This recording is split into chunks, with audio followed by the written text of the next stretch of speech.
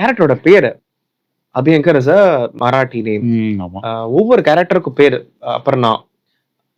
Apparently Kamal had a as a person he had a crush on Aparna Sen. ஓ இது ஸ்ருதி ஹாசன் ரீசெண்டா ஒரு interview okay okay அதனால அந்த கேரக்டருக்கு நேம் அபர்ணா, பெங்காலி கேரக்டருக்கு okay Aparna. And character names எல்லாம் ரொம்ப ரொம்ப உன்னதமா இருக்கும். லால்வானி ஆனின்னு முடியறதுலாம் வந்து சிந்தி ஆமா ஆமா நேம்.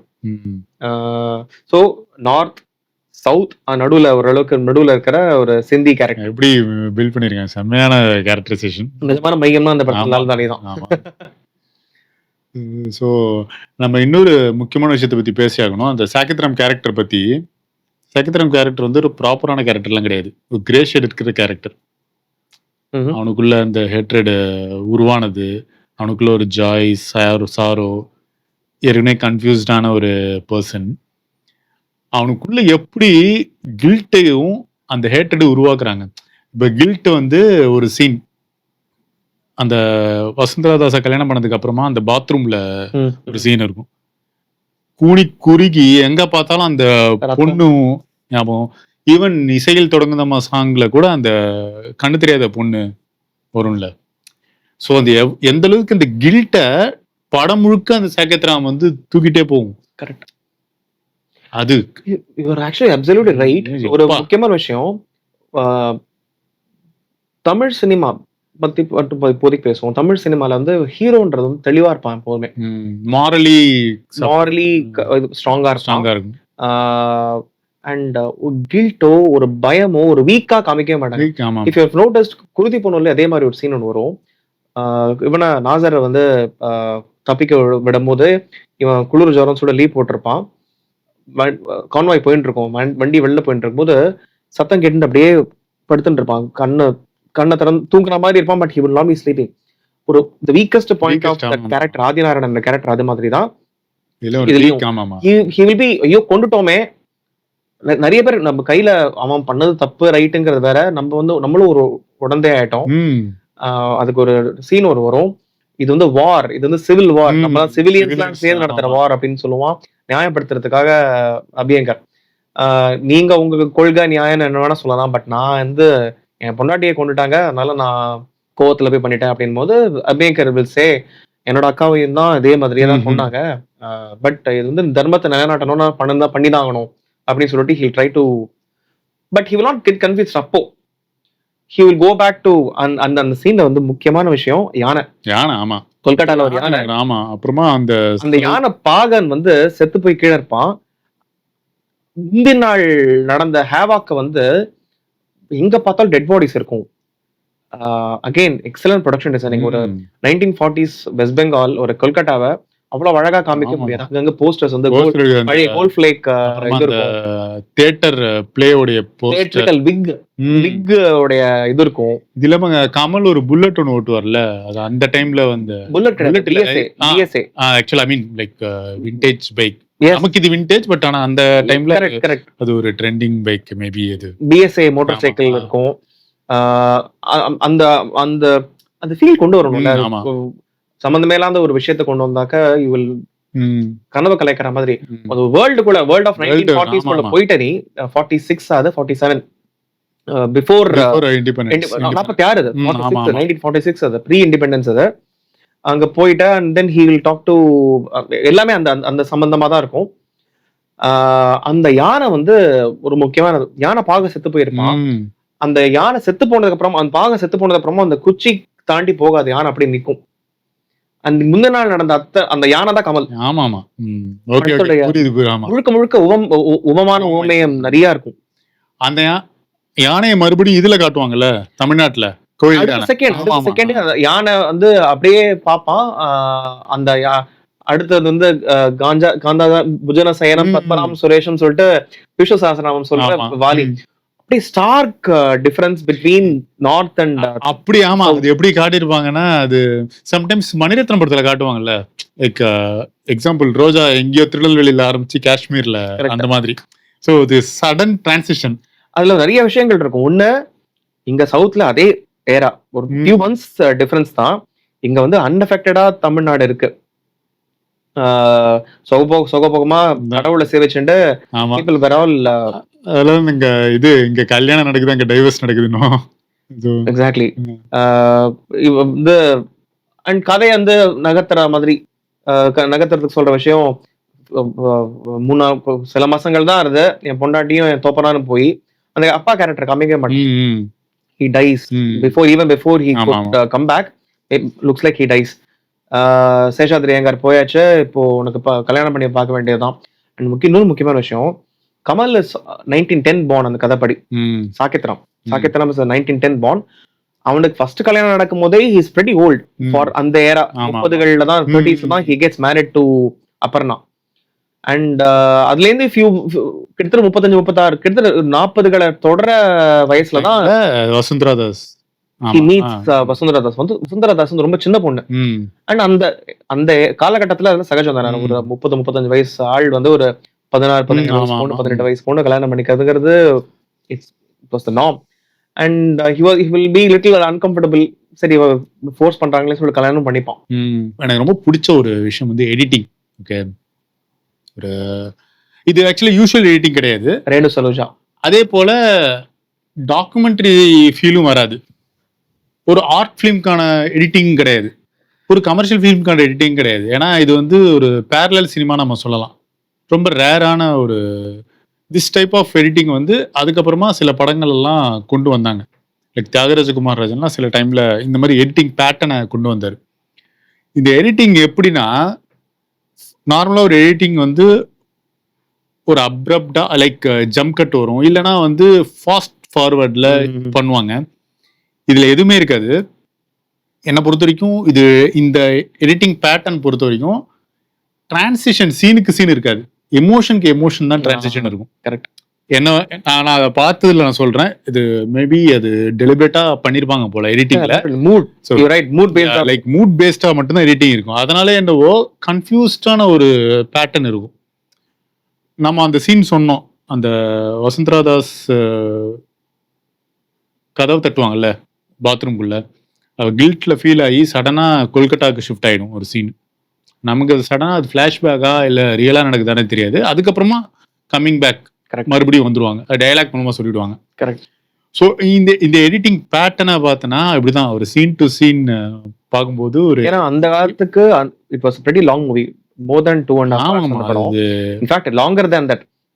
And நிறைய ப்ராப்ளம், நிறைய காந்தி ரிலேட்டட் திங்ஸ் எல்லாம் வந்து இன்ஃபேக்ட் ஐடியலா வந்திருக்கணும்னா அப்போ இருந்த அப்போசிஷன் கிட்ட இருந்து தான் வந்திருக்கணும். பட் அப்போ காங்கிரஸ் ஜெயந்தி நடராஜன் அவங்கலாம் வந்து they had a problem with portrayal of Gandhi in many aspects. So நிறைய சீன் கட் பண்ணதுக்கு அப்புறமாவும் இவ்வளோ it's still a longer movie. So நீ சொன்ன மாதிரி அந்த எடிட்டிங் வந்து excellent editing. Renu Saluja your bang on. Renu Saluja வந்து அந்த டிபிக்கல் என்எஃப்டிசி படத்துக்குலாம், ஜானபி தோயாரோ அது மாதிரியான படத்துக்குலாம் வந்து எடிட்டரா இருந்தவங்க அவங்க. இன்ஃபேக்ட் விது வினோத் சோப்ராவுடைய ex wife. And she passed away. And if I'm not wrong Hey Ram தான் கடைசி படம். படத்துக்கு வந்து ரொம்ப பார்த்து டெக்னீஷியன்ஸ்லாம் வந்து அந்த ஸ்கூல் ஆஃப் தாட்ல இருந்து இருக்கிற ஆட்களா. Correct. He could have gone for Srigar Prasada. Typical editor போகாம he brought people specialist. மியூசிக்கு வந்து எல் சுப்ரமணியம், அதுதான் சொல்லலாம். ஆமாமா கரெக்ட். அது மாதிரி ஒவ்வொரு ஸ்பெஷலிஸ்டா கொண்டு வரும்போது அந்த படத்தோடைய காஸ்டிங் மட்டும் அந்தந்த மூட் ஆஃப் ஆட்கள் கிடையாது, டெக்னீஷியன்ஸையும் அந்த மாதிரி கொண்டு வந்தது.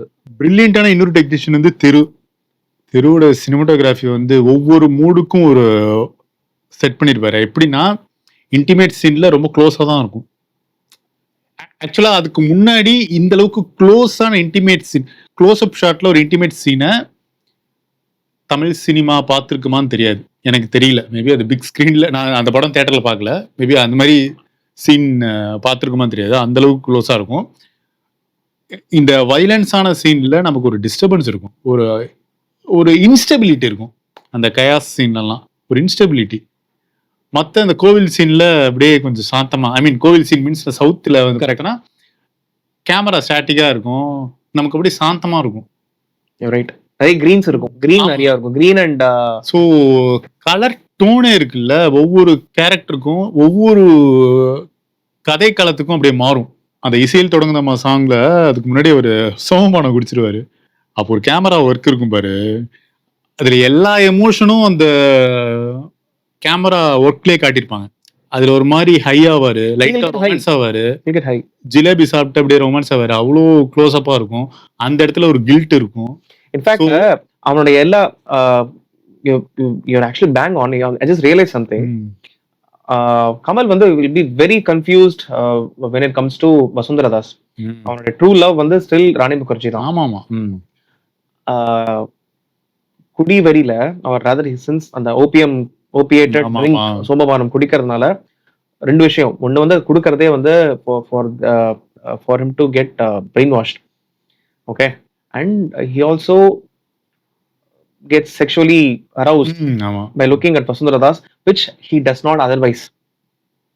Okay, he'll be very distancing himself from Vasundhara Das முடிஞ்ச வரைக்கும். அண்ட் அதுல முக்கியமா அந்த பொல்லாத மதனமான பாட்டு வந்து ஒரு லாவணி சாங், ஒரு மகாராஷ்டிரியன் ஃபோக் சாங் மாதிரி இருக்கும். அது முடியும் போது ஒரு ஒரு சிம்பனிக் ஆர்கெஸ்ட்ரா வரும் பாரு. அப்போதான் வந்து love making scene will be அதை இது பண்ணிருப்பாங்க.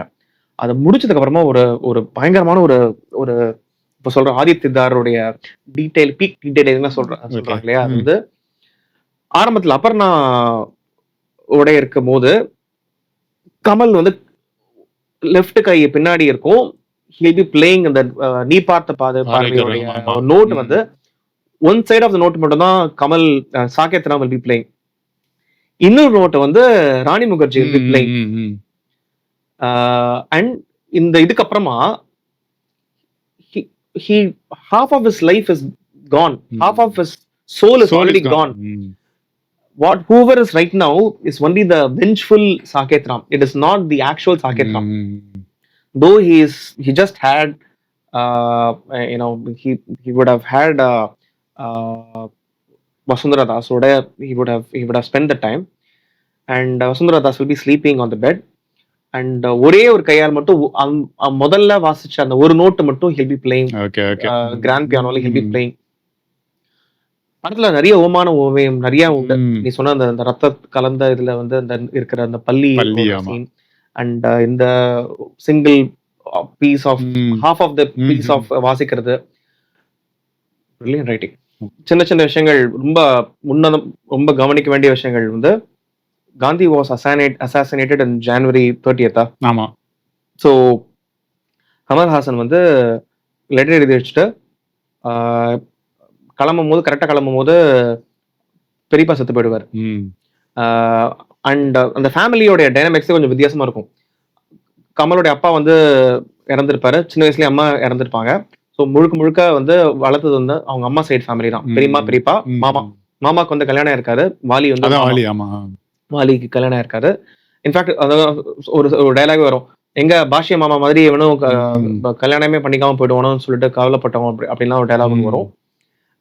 அதுல வந்து பெரியமான்னு கூப்பிட மாட்டாங்க, அக்கான்னு கூப்பிடுவோம். ஏன்னா பிராமின் ஃபேமிலிஸ் வந்து கூட்டு குடும்பமா இருக்கிற சில செட்டப்ஸ்ல வந்து எஸ்பெஷலி தஞ்சாவூர் சைட்லலாம் அப்பா வந்து அண்ணா அப்படின்னு கூப்பிடுற பழக்கம் உண்டு.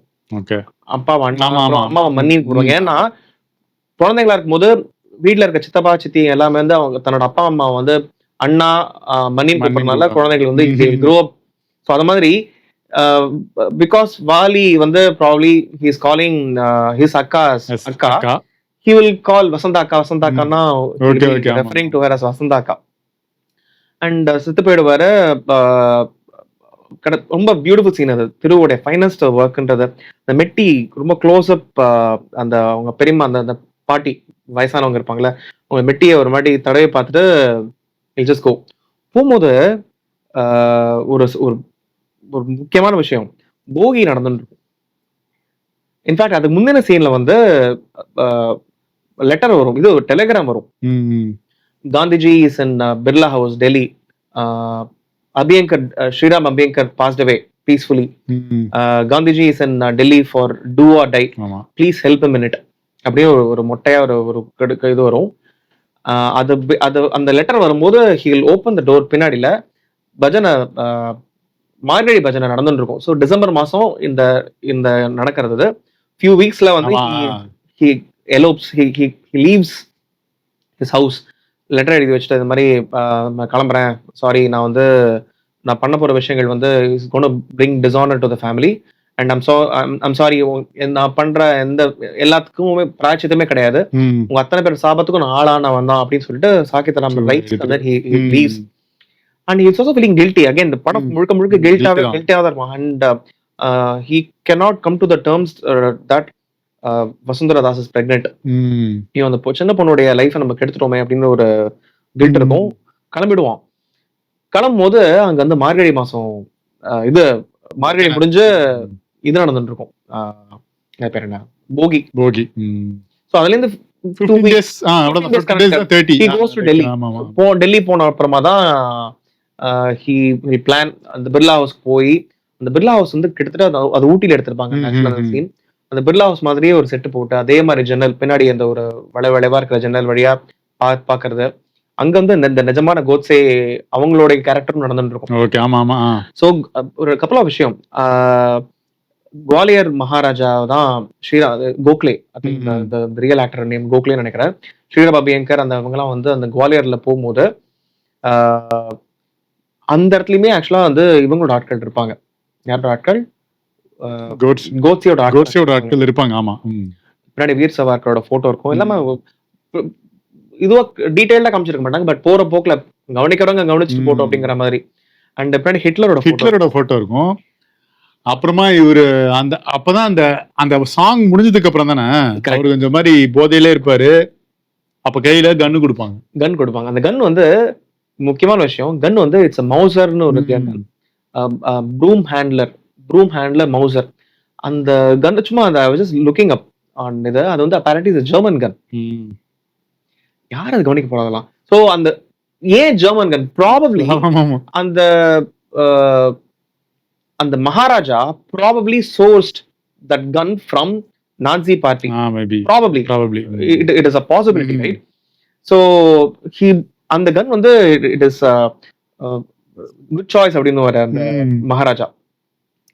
அண்ட் அந்த கன் வந்து சும்மா ஏதாவது ஒரு கன் காமிச்சிருக்கலாம், வித்தியாசமா இருக்கும் அந்த கன். இன்ஃபேக்ட் அந்த படத்துடைய இதுலயே போஸ்டர்லயே அந்த கன் தான் வச்சுருக்கான் கமல். ஸோ அந்த கன்னு இது பண்ணி அவரு இல்லூஷன்ல இருப்பார்ல, சடனா வந்து ராணி முகர்ஜில பேசுற மாதிரி இருக்கும்.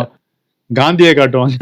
காந்தி காட்டும் போது அந்த சக்கரம் இது கைத்தறி இது பேக்ரவுண்ட்ல இருக்கும். அதுக்கு பேக்ரவுண்ட்ல பாகிஸ்தானுடைய கொடி இருக்கும். கரெக்ட்.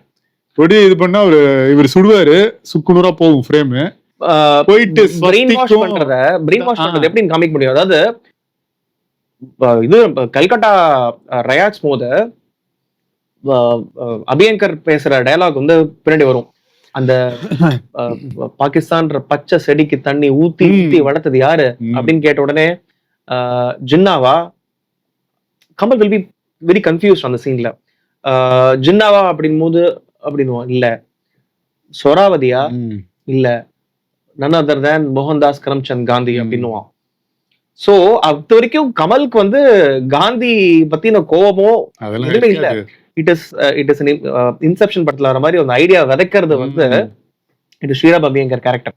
சோ அந்த இது சூப்பரா காட்டிருப்பாங்கல்ல, இந்த ஸ்வஸ்திக் வந்து ஸ்வஸ்திக் தாமரையா மாறும். அந்த ஒரு ஸ்டாம் மாதிரி நடக்கும். இன்ஃபேக்ட் கமல் வந்து அந்த சீன் வந்து வெரி மஸ்குலர். டீடைலிங் பத்தி பேசும்போது அந்த மன போராட்டத்தை ஒரு ஸ்டாம் மாதிரி ஒரு விஷுவலா காமிக்கிறது தான் அந்த சீன். மனசுக்குள்ள பல விஷயங்கள் நடந்துட்டு இருக்கு. ஒரு பக்கத்துல வைஃப் பிரெக்னெண்டா இருக்கா, ஒரு வகை விதத்துல இந்த விஷயங்கள் இப்படி நடந்துட்டு இருக்கு. பட் ஸ்ரீராம் அபியங்கர் செத்து போயிட்டான். சோ காந்திய அசாசினேட் பண்றது தான் அப்படின்றது முடிவாயாச்சு. எப்படி பண்ண போறோம், ஏது பண்ண போறோம், அத்தனை மன போராட்டத்தை ஒரு புயலா காமிச்சிருப்பாங்க. இன்னொன்னு நம்ம முக்கியமான 2-3 கேரக்டர் பத்தி பேசியாகணும். அதுல வந்து இவரு டெல்லி கணேஷ் வருவார்ல, டெல்லி கணேஷை விடவே இன்னொரு சுவாரஸ்யமான கேரக்டர் வந்து கொல்லாப்படி ஸ்ரீனிவாசன். அதுல வந்து என்ன பாவம் பண்ணாரோ தெரியல. பாவம் அவருக்கு எல்லா படத்துலயும் பிம்பாவே காமிப்பாங்க. இந்திரன் சந்திரன்லயும் பிம்பா தான் வருவாரு. பாவம் அவர் எக்ஸலண்ட், ஒன் ஆஃப் தி ரொம்ப பெரிய மனுஷன். இங்க செனட் ஆஃப் ரோட்ல லான்சன் டொயோட்டா இருக்கிற பில்டிங் அவரோட தான். it's a small tidbit about him. Every year அவருடைய பையன் he passed away some road accidentally several years ago. So அவரோட பையன் பேர்ல வருஷம் அவர் உயிரோட இருந்த வரைக்கும் எனக்கு தெரிஞ்சு he used to conduct an award ceremony. அதுல வந்து பெரிய பெரிய ஆட்கள் தான் ஜூரியா இருப்பாங்க. Kamal, he's very close to Kamal Haasan of course. And Aamir கான்லாம் கூட ஃபாரஸ் மெம்பருக்குலாம் அந்த அந்த அந்த அந்த அவார்டு வந்து நடந்தது. ரொம்ப வித்தியாசமான கேஸ்டிங் அந்த படத்துல. அல்தாஃப் டெய்லரா வந்து அம்ஜத் கானோட பையன், கொல்லாப்புடி வந்து ஒரு பிம்ப் கேரக்டர்ல பார்கவா பைரவ். இவன் கமல் தான் தன்னை வந்து he will call himself as Bhairav. his name is coordinator Govardhan. Coordinator Govardhan. he will say are you a pimp அப்படின்னு கேட்ட உடனே இல்ல இப்படி சொல்லிட்டாலே, பட் நீங்க ரொம்ப தேர்ந்தா இல்ல கரெக்டா கண்டுபிடிச்சிட்டாலே அப்படின்னு அந்த அந்த கேரக்டர். அதுதான் அந்த நம்ம டெல்லி கணேஷ் பத்தி பேசணும். ரொம்ப சின்ன சீன் தான் அவர் அந்த கேரக்டர்ல நினைச்சே பார்க்கல. கரெக்டா சடனா வந்து சீரியஸான கேரக்டர். ஆனா அதுலயே லைட்டா நம்ம ஒரு ஸ்மைல் பண்ண வைக்கிற மாதிரி இருக்கும். ரைட், அது ரொம்ப சீரியஸான படம் அது. பட் அந்த இடத்துல இவனுங்களாம் சாகும் போது நமக்கு ஒரு மாதிரி சந்தோஷம், ஒரு மாதிரி இருக்கு. ஏன்னா ஷாருக் கான கொடுமையா சாவடிப்பாங்க. Seriously very. ஷாருக் கான் வந்து இன்ஃபேக்ட் தனியா ஒரு few minutes we need to spend time discussing about him. அந்த பிம்ப் கேரக்டர் ரைட், அதுல ஒரு டயலாக் ஒன்று வரும். காஷ்மீர்ல இருந்து கன்னியாகுமரி வரைக்கும் என்ன கேட்டாலும் கிடைக்கும், குமாரி ஈஸியா கிடைக்கும், ஆனா கன்னியா கொஞ்சம் கஷ்டம். பட் ரொம்ப லோடட் டயலாக் அது. அண்ட் அதனாலயே என்னமோ தெரியல, when that character dies பரிதாபமே you don't get கிராஸ் ஃபயர்ல செத்து போயிடுவான் அந்த அந்த கேரக்டர். கோவர்தன் கேரக்டர் வந்து அந்த soda factory, Azad soda factory நடக்கிற அந்த ஒரு ஷூட் அவுட்ல. அண்ட் தென் ஷாருக் கான் நான் சொல்லுவேன்ல சாவும் முன்னாடி கூட he is my brother Shahrukh Khan, but name வந்து சொல்லுவான் Bharat. he will not call him.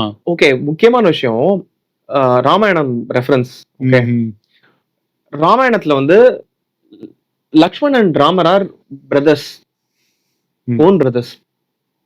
Okay, Ram Lakshman. So Ramar போன இடத்துக்குலாம் லக்ஷ்மணன் போறதுங்கிறது வந்து விதி அப்படின்னு வேணா வச்சுக்கலாம், தர்மம் விதி எப்படி வேணா வச்சுக்கலாம். பரதன் வந்து ஓன் பிரதர் கிடையாது, இன்னொரு தாய்க்கு பிறக்கிற. எனக்கு ராமாயணம் கேரக்டர்ஸ் எல்லாம் ஃபுல்லா தெரியல, பட் இன்னொரு இல்ல கரெக்ட். அப்பா ஒருத்தர், பட் அம்மா வேற வேற. லக்ஷ்மணோட பக்தியை விடவே டுவர்ட்ஸ் ராம் பரதனோட பக்தி வந்து ரொம்ப ஜாஸ்தி. பரதன் வந்து he will not த்ரோன் உட்காரவே மாட்டார். ராமர் வனவாசம் முடிஞ்சு வர வரைக்கும் அவருடைய செருப்பு தான் வந்து இருக்கும். he'll be governing the entire சமஸ்தானம். however அங்க வந்து because he does not want to supersede Ram, so there is a special place for Bharathan. And for whatever reason Kamal will not refer ஈஸியா வந்து என்னோட பிரதர் லக்ஷ்மண் அப்படின்னு சொல்லி இருந்திருக்கலாம், but he will not call him Lakshman. he'll call him என்னோட friend, என்னோட brother Bharat. பேரு ஏதோ முஸ்லிம் பொண்ண லவ் பண்ணிட்டான், அதுக்காக தான் இதெல்லாம் சுத்தின்னு இருக்கான் அப்படின்னு. It like I mention right, ரொம்ப லேயர்ட் ரைட்டிங்னா அதுதான். எதுக்காக பரத் பேர் இருக்கணும்? அவர் இன்னொரு வெர்ஷன் யோசிச்சு பார்த்தாக்க பரத் ரெப்ரசன்டேஷன் ஆஃப் இந்தியா, அது கூட அப்படியும் வச்சுக்கலாம். பட் நான் கவனிச்சது கன்சிடரிங் தி ஃபேக்ட் தட் கமலோட தியாலஜி, கமல் வந்து he will know the theology better before criticizing it. ஒரு விஷயத்தை பத்தி நல்லா தெரிஞ்சுட்டா அதை பத்தி விமர்சனம் பண்றது கமலுமே வந்து வைணவ சித்தாந்தத்தை பத்தி நிறைய வரும். இதுலயே வந்து ஹண்டிங் பத்தி பேசுவாங்க, நான் வந்து சைவம் இல்ல வைணவம் அப்படின்னு.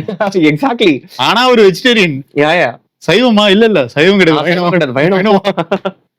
ரொம்ப பிரில்லியன்ட். அண்ட் அந்த மகாராஜான்னு சொல்லுவார், vegetarian hunter, what a strange surprise அப்படின்னு சொல்லுவாரு.